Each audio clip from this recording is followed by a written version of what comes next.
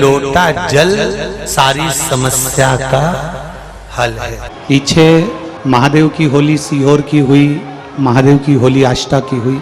आष्टा की महादेव की होली 29 तारीख को हुई, जिसमें गुलाल की जगह कोई नारियल फेंका गया, जिसके कारणवश ब्रेन में थोड़ा सा दिक्कत आ गया है। तो जो गुम्मा, जैसे कि चोट लगती है तो गुम्मा ऊपर उठता है, तो वो अंदर की ओर चोट लगने के कारण अंदर सूजन हो गई है ब्रेन में। तो डॉक्टरों के हिसाब से माइंड पर ज़्यादा जोर नहीं दे सकते और लगातार दवाइयों पर अभी थोड़ा सा रहना पड़ेगा।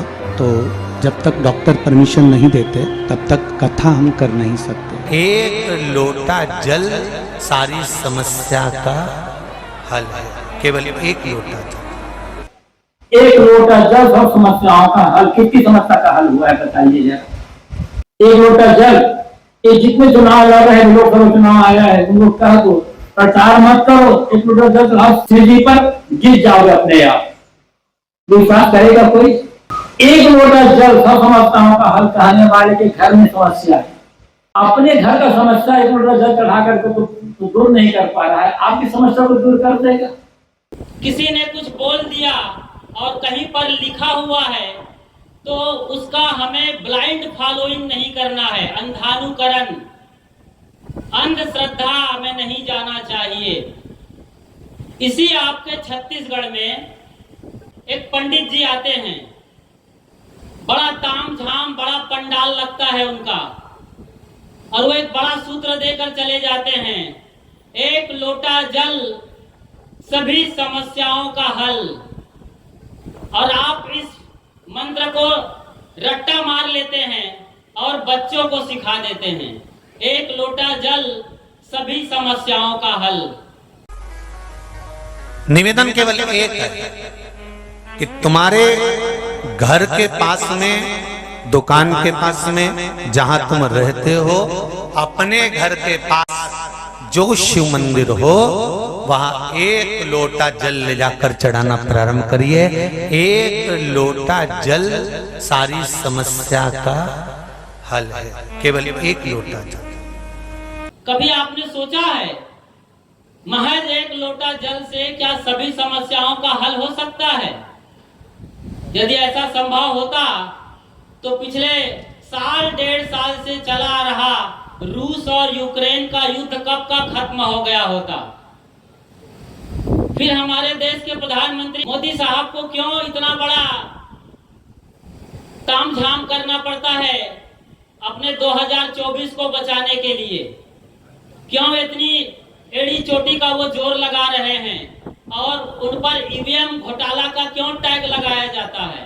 यदि एक लोटा जल डालने से ही, जबकि वो बनारस के सांसद हैं और वहां पर विश्वनाथ जी महाराज स्वयं विराजते हैं, विश्वनाथ जी महाराज यानी भोले शंकर की नगरी में वो खुद वास करते हैं, सांसद है वहां के, जहां सदगुरु कबीर साहब वास किया करते थे। एक लोटा जल से ही सारा समाधान होना है, सारी समस्याओं का खात्मा होना है।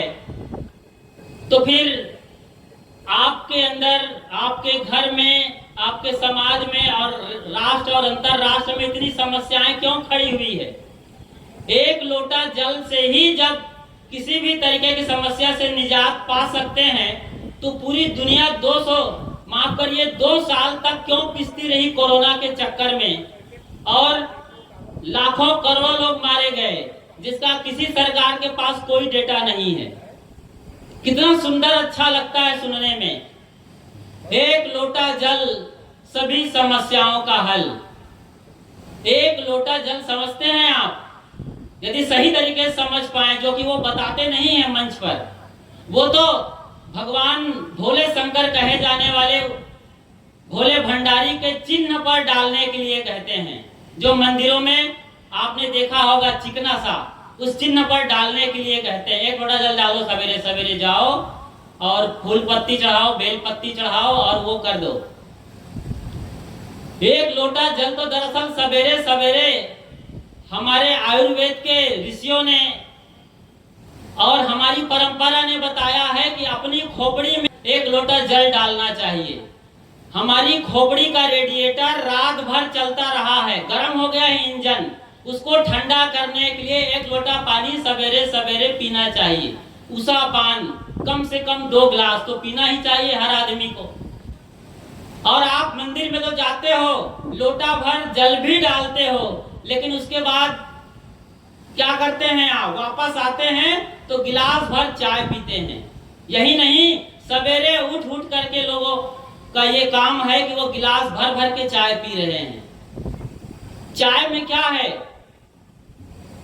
कोई प्रोटीन है, जबकि वहां तो निकोटीन जैसा कोई जहरीला पदार्थ है जो गोरे दूध को भी काली कर देने वाली चीज है।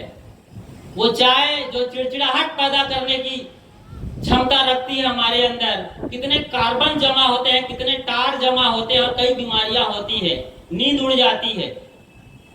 और आप लोटा भर जल पीने के बजाय ये कर रहे हैं। तो सही तरीके से समझिए, भोले शंकर के चिन्ह पर पानी डालने से यदि वो शीतलता मिलती है उनको, तो आप अपने पर क्यों नहीं डालते हैं? अपने को क्यों शांत नहीं करते हैं? अपने को क्यों शीतल नहीं करते हैं, जबकि परमात्मा भीतर बैठा हुआ है? 1 लोटा जल से ही यदि समाधान होता तो फिर बुखार आने के बाद आप क्यों हॉस्पिटल जाते हैं और क्यों गोली दवाई खाते हैं? क्या ऐसा संभव है? सही तरीके से समझे किसी चीज को, भारतीय संस्कृति और सभ्यता को खुल करके बताना चाहिए। वही पंडित जी प्रदीप मिश्रा जी कहते हैं कि यदि आपका बच्चा, अभी एग्जाम का टाइम चल रहा है, साल भर भी स्कूल नहीं गया हो, तो आजकल एग्जाम के दिन वो क्या करे? मंदिर जाए भोले शंकर के और बेल के 3 पत्ती लेकर चिकने वाले भाग पर शहद लगाकर उसे शिवलिंग पर चिपका दे, तो आपका बेटा साल भर नहीं पढ़ा होगा, स्कूल का मुंह तक नहीं देखा होगा, अच्छे नंबरों से बाकायदा पास हो जाएगा। आप सोचिए, ये श्रद्धा करने की चीज है। आप मान लेते हैं, सत्य को जानिए, शंका करिए, संदेह करिए और उसके मूल में जाइए। किसी भी चीज के जब तक मूल में, जड़ में नहीं जाएंगे, आपका समाधान नहीं होने वाला है। एक छोटू था, अक्सर बीमार होता था और बीमार पड़ने पर दवाई गोली खाने के नाम से बड़ा आनाकानी करता था। उसके घर वाले दवा खिलाने के लिए बड़े परेशान होते थे, तो उसको पटका जाता था, जमीन पर सुलाया जाता था। 2-4 लोग उसको कसकर पकड़ते थे। उसकी मम्मी उसके मुंह में बेलन देती थी और जरा सा गैप बनता था तो पाउडर फार्म में गोली दवाई कैप्सूल को डालकर उसके मुंह में पानी पिलाया जाता था, तब वो दवा खाता था। तो पिता बड़ा परेशान था, आज फिर बुखार आया है। वो दवा लेने गया था, लौट रहा था, रास्ते में सोच रहा था बेटा दवा खाता नहीं है। बड़ी जहमत और बड़ी सर्कसबाजी करनी पड़ती है दवा खिलाने के लिए, करे तो करे क्या। उसको एक आते आते एक आइडिया सूझा, होटल देखा और चला गया। होटल से रस का ले आया गोला, जिसको आप रसगुल्ला कहते हैं। तो गुलाब जामुन रसगुल्ला लेके आया और जैसे ही घर में आया, बेटा को कहा, बेटा ये रसगुल्ला ले ले और जा पिछवाड़े में जा, जल्दी से खा के आ, वरना तुम्हारी छोटी बहन देखेगी तो वो भी मांगने वाली है। और उसने उस रसगुल्ला के अंदर मेडिकल स्टोर से कैप्सूल खरीद करके डाल दिया था, कैप्सूल या गोली, टैबलेट। लड़का खाता और ठीक हो जाता। वो लड़का गया पिछवाड़े घर के और पूरा रसगुल्ला खा करके आया। रसगुल्ला खाया तो रस इधर से बहने लगा, तो वो पहुंच रहा था पिछवाड़े में पलट के, बराबर रगड़ते पहुंचते आ रहा था, चबाते खाते आ रहा था। पिताजी ने पूछा, बेटा खा लिया ना? हाँ खा लिया। पूरा खाया? बिल्कुल पूरा खा लिया। और उसमें वो थी ना पापा? बेटा क्या थी उसमें? वो थी गुठली। तो गुठली को निकाल कर फेंक दिया। यही होता है आज सत्संग में और बड़ी सभाओं में जो धर्म कथाएं चलती है। आपको जो असली कैप्सूल और असली गुठली दी जाती है, पारख ज्ञान का, बोध का, सत्य का, उसे आप निकाल कर फेंक देते हैं। और 1 लोटा जल, सभी समस्याओं का हल, ये सस्ता नुस्खा में आप चले जाते हैं। और वो पंडित जी आपके छत्तीसगढ़ से करोड़ों रुपए बोरे में भर के चला जाता है। मेरा कोई प्रदीप मिश्रा जी से व्यक्तिगत दुश्मनी नहीं है, जबकि व्यक्तिगत रूप से मिश्रा जी के जो पीए है वो मेरा अच्छा खासा मित्र है, बातें होती हैं उनसे। लेकिन आप समझिए, चूंकि आप सस्ता नुस्खा में जाना चाहते हैं, सस्ता से सस्ता जो सड़क छाप चीजें हैं, रोड किनारे लोग दुकान लगाए बैठे हैं, सस्ते में बेच रहे हैं, रुपये के भर भर के किलो किलो, उसमें आप जल्दी राजी हो जाते हैं। ये नहीं देखते हैं कि चीजें कितनी टिकाऊ है, कितनी अच्छी है और कितनी मजबूत है, कितनी लॉन्ग लाइफ वाले हैं, या हमारी कितनी उपयोगी हैं। इतना आसान है। आप गलत करते हैं, आप गलत सोचते हैं तो आपका माइंड अपसेट हो जाता है, ब्रेन हैमरेज होने के कगार पे आता है। आपके घर में भले ही लोग, पूरा परिवार ही क्यों ना शिव मंदिर पर लोटा लोटा जल डालता हो, लेकिन आपके पति क्या कर रहे हैं? शराब भट्टी में जाकर असली शिव जो भीतर बैठा है उस पर शराब उड़ेल रहा है। और मैं हरिद्वार में था जब कांवड़ वालों की यात्रा चल रही थी, मैंने देखा अपनी आंखों के सामने आपके बच्चे जो हरिद्वार जाते हैं कांवड़ यात्रा लेकर के, कांवड़ लेकर के, वो लोग गांजा खींच रहे थे। आपके बच्चे कांवड़ यात्रा में हरिद्वार पहुंचे हुए हैं, हरि के दर्शन करने, हरि के चौराहे पर द्वार पर हैं, वो गांजा पीना सीख रहे हैं। और वो लोग गांजा पीना सिखा दिए जो लोग शिव के परम भक्त है, अखाड़ा वाले दशनामी सन्यासी हैं और निर्मोही अखाड़ा वाले हैं, तमाम साधु संत फकीर वहां बैठे हुए हैं, गांजा का कस ले रहे हैं, बड़े बड़े बाल हैं, जटाएं हैं और रंगीन वस्त्र हैं, बच्चे वहां सीख रहे हैं। तो भोला भंडारी जो कि योगी है, महाशिव है, ज्ञान के भंडार हैं, जहर पीने वाले हैं, समाज का जहर उन्होंने पी गया था, नीलकंठ कहा जाता है, और हम उनके नाम पर उन्हें गंजेड़ी भागेड़ी बना करके जहर पी रहे हैं, लोटा डाल रहे हैं। मैं कहता हूं सही तरीके से आप धर्म को समझिए। भारत का संविधान और धर्म समझने लायक है, पूरी दुनिया में इसकी पढ़ाई चल रही है, लोग समझ रहे हैं, हमको फॉलो कर रहे हैं, और हम वेस्टर्न कल्चर को फॉलो कर रहे हैं, ब्लाइंड फॉलोइंग चल रही है। धर्म के नाम पर जो सस्ते नुस्खे बांटे जा रहे हैं, बिना सोचे समझे आंख बंद करके हम भेड़िया धसान के तरीके से गिरे जा रहे हैं, पड़े जा रहे हैं, और इससे हमारा कुछ भी भला नहीं होने वाला है। जो कुछ अच्छी साख बची थी, सभ्यता बची थी, संस्कृति बची थी, इन सस्ते नुस्खों ने उसे भी कबाड़ा कर दिया है, बिगाड़ दिया है। पानी पीजिए लोटा भर सवेरे सवेरे, देखिए आपके भीतर का शंकर कैसे चैतन्यवान नहीं होता है। सवेरे सवेरे लोटा भर या 2-3 गिलास पानी पीने मात्र से आपकी 50 बीमारियां जड़ से खत्म हो सकती हैं। ये बात आयुर्वेद में आज से हजारों साल पहले लिखी हुई है। समझ रहे हैं इन चीजों को? पूरे सिस्टम को क्लियर करता है, वो बॉडी क्लींजर है। वो पानी चीजों को तोड़ता है, घोलता है, बहाता है। आपके अंदर जो टॉक्सिन जमा हुआ है, पेट के अंदर मल जमा हुआ है, कार्बन, सबको वो धोने वाला है। गुनगुना पानी पीजिए, शहद पीजिए, नींबू डाल दीजिए, देखिए कैसे पेट साफ नहीं होता है। और कॉन्स्टिपेशन, कब्जियत की वजह से, चूंकि आप चाय पीते हैं सवेरे सवेरे, कब्ज को और बढ़ावा देते हैं, 50 बीमारियों से आप घिरे रहते हैं।